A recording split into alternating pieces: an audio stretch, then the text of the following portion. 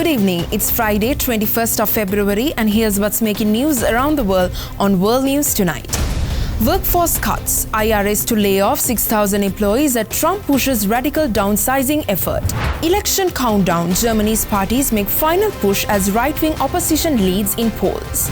Unexpected visitor. Wayward still rescued in downtown New Haven. Reunites with officer at Mystic Aquarium.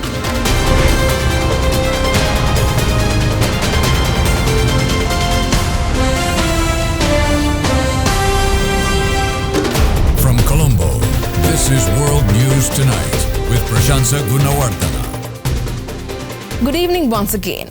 An executive at the U.S. Internal Revenue Service told staffers that about 6,000 employees would be fired in a move that would eliminate roughly 6% of the agency's workforce in the midst of the critical tax filing season. The cuts are part of President Donald Trump's radical downsizing effort that has targeted bank regulators, forest workers, rocket scientists, and tens of thousands of other government employees.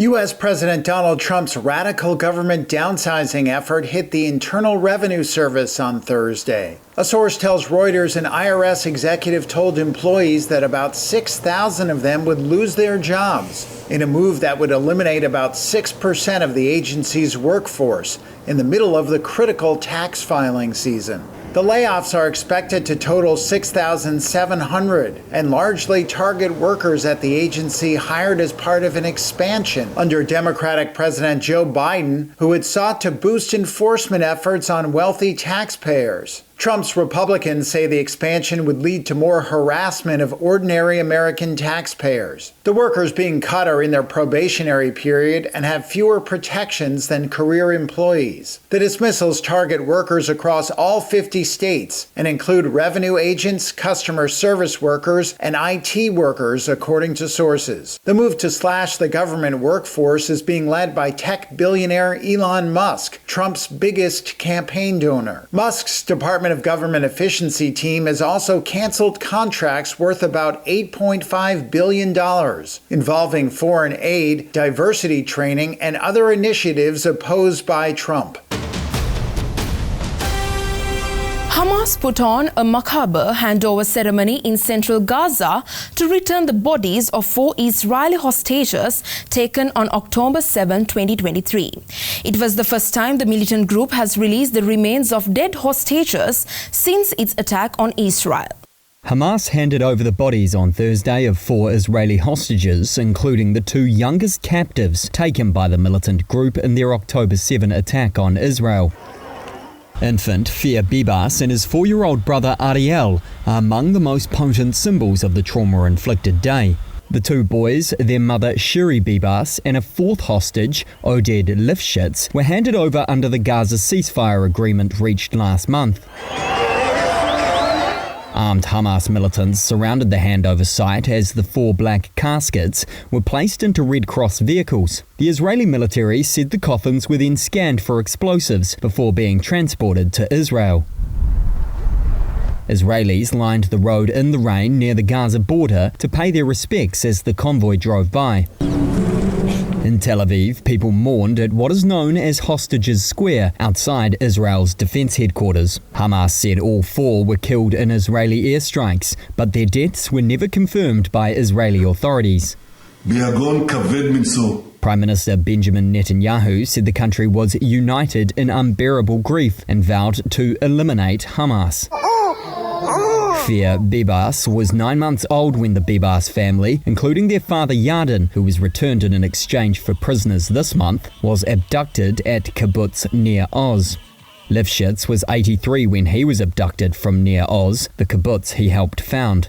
His wife Yocheved was seized with him and released 2 weeks later, along with another woman. Saturday will see the return of 6 living hostages in exchange for hundreds more Palestinians, expected to be women and minors detained by Israeli forces in Gaza during the war.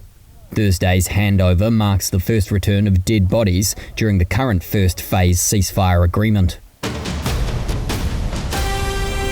US President Donald Trump's envoy for the Ukraine conflict met President Zelensky in Kyiv, but there was no immediate word on whether their talks had helped smooth over an unprecedented wartime rift between the once firm allies, and key US officials indicated that major frustrations remain. The meeting follows days of back-and-forth banter between Trump and Zelensky over peace talks with Russia, culminating with Trump referring to Zelensky as a dictator who should act fast or lose Ukraine, a quote that has since dominated headlines around the world as both leaders tried to find a way forward. The opportunity he referred to was a previously floated deal to give the U.S. access to Ukraine's mineral resources. Zelensky on Wednesday rejected U.S. demands for $500 billion in mineral wealth from Ukraine to repay Washington for wartime aid, saying the U.S. had supplied nowhere near the sum so far and offered no specific security guarantees in the agreement. Et donc ce que je vais faire, c'est je vais lui dire. Meanwhile, French President Emmanuel Macron, who is due to meet with Trump in Washington on Monday, said he would tell Trump not to be weak on Russian President Vladimir Putin. During a one-hour Q&A session on social media Thursday, Macron said the uncertainty in how Trump was handling Russia's 3-year-old invasion of Ukraine was worrying. Trump, in office for just a month, is pushing for a quick deal to end the war and has alarmed Washington's European allies by leaving them and Ukraine out of initial talks with Russia. Following the meeting in Kyiv Thursday, Zelensky wrote on X that he had a detailed and productive conversation with Trump's Ukraine envoy about prisoners of war and effective security guarantees that would be part of any peace agreement. But there were few additional details available, and a planned joint press conference was canceled at Washington's request, according to Zelensky's office. Mexico boosted troop levels at the border after President Trump threatened a tariff on all Mexican goods coming into the US. It remains a question whether or not the uptick in troops will impact the flow of illegal immigration and fentanyl into the US. In Juarez, Mexico tonight, a show of force.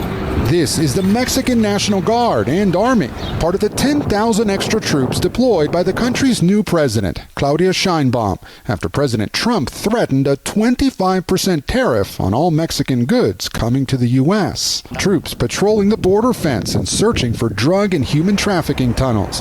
This one discovered recently, 4 by 6 feet, sophisticated, with lighting and ventilation. Critics say the troops will do little to help crack down on illegal immigration and the flow of fentanyl, and instead amount to a wasteful political stunt. Illegal border crossings dropped dramatically after the U.S. tightened asylum restrictions during the last part of the Biden administration. Since Trump was reelected, they've fallen even more, 35% from December to January. Trump's borders are now says they're down to 229 a day, down from a peak of 11,000 a day during President Biden's term. Australia warned airlines flying between Australian airports and New Zealand to beware of Chinese warships potentially conducting a live-fire exercise in the Tasman Sea, causing several flights to be diverted and raising questions about whether China had given adequate notice of the danger.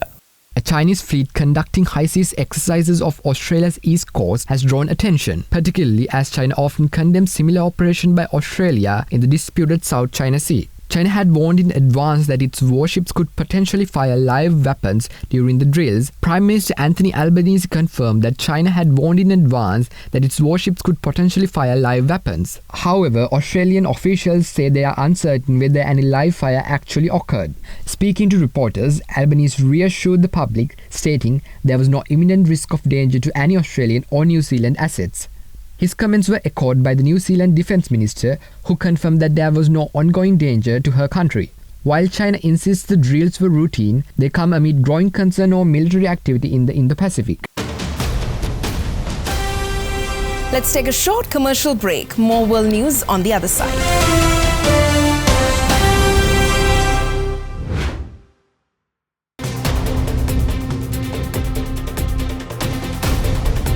Welcome back. South Korean police are formally building a case against the impeached president over the accusation he obstructed the execution of an arrest warrant. South Korean court issued an arrest warrant for Yoon on December 31st in a criminal investigation accusing the suspended leader of insurrection over the martial law decree. President Yoon Suk-yeol has been booked by the NPA for allegedly using the Presidential Security Service to block investigators' attempts to detain him last month over his declaration of martial law. According to police on Friday, Yoon has been booked on charges of special obstruction of public duty. However, as a sitting president, he cannot be criminally prosecuted. The Special Police Investigation Unit looking into the martial law declaration has reportedly obtained text messages between Yoon and PSS Deputy Chief Kim Sung-hoon regarding efforts to block the execution of the warrant to detain him. It was confirmed that they exchanged messages through the US-based messaging app Signal on January 3rd during the first attempt to serve the warrant. 4 days later, they exchanged messages again with Yoon ordering the security team to intervene if a second attempt was made. Kim relayed the order to his staff, but they refused to comply, leading to Yoon's arrest on January 15th. The police did not disclose the details of the messages. Meanwhile, the Special Investigation Unit announced on Friday that they had transferred the case of 6 military officials, including Won Chun-hee, head of the Defense Intelligence Agency, to the Corruption Investigation Office for high-ranking officials. The officials were booked on charges of insurrection. The CIO launched a search and seizure procedure the same day at Won's house and office.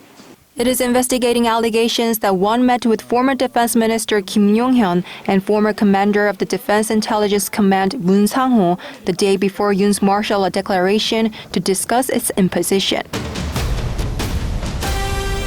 The Vatican said yesterday that Pope Francis's overall condition was improving slightly and his heart is working well. According to a Vatican spokesperson, the Pope no longer had a fever and key heart parameters continue to be stable.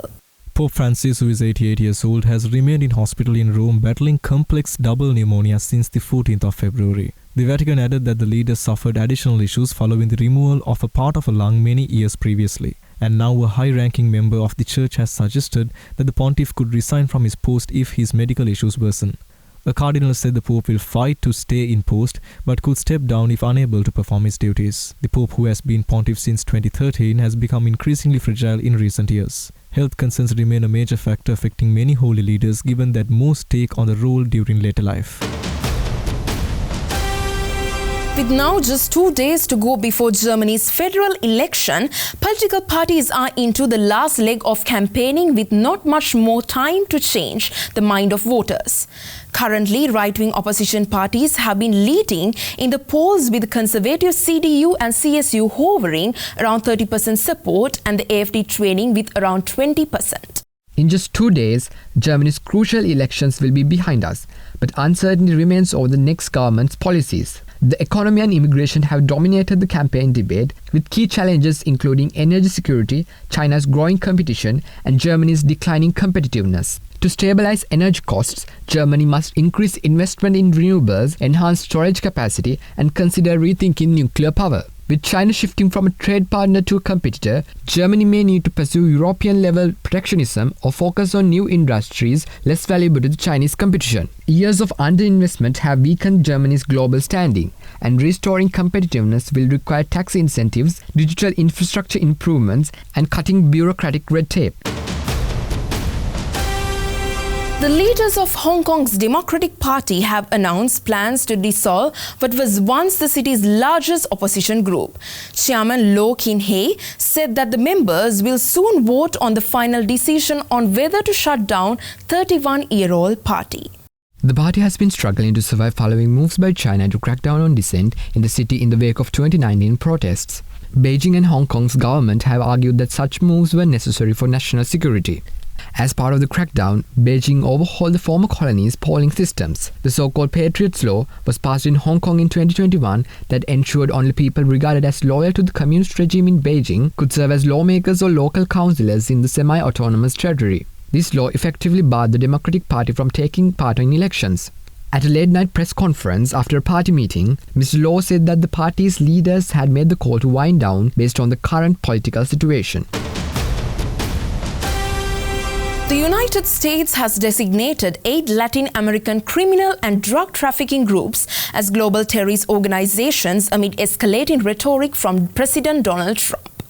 Tren de Aragua, the Sinaloa cartel, and other drug cartels were designated by the United States as global terrorist organizations on Wednesday.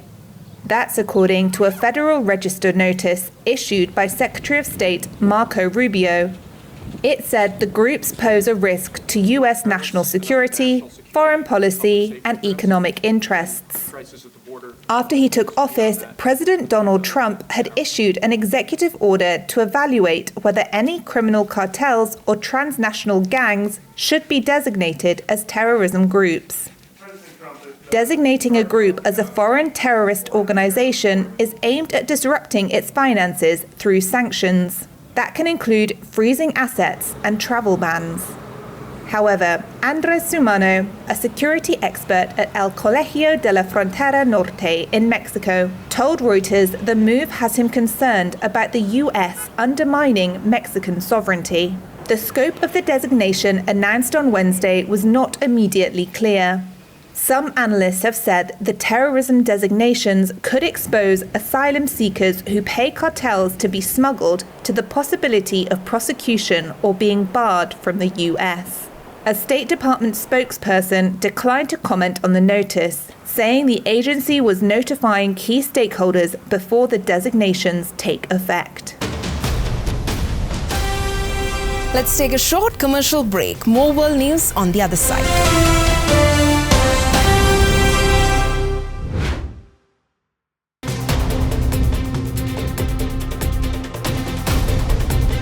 Welcome back.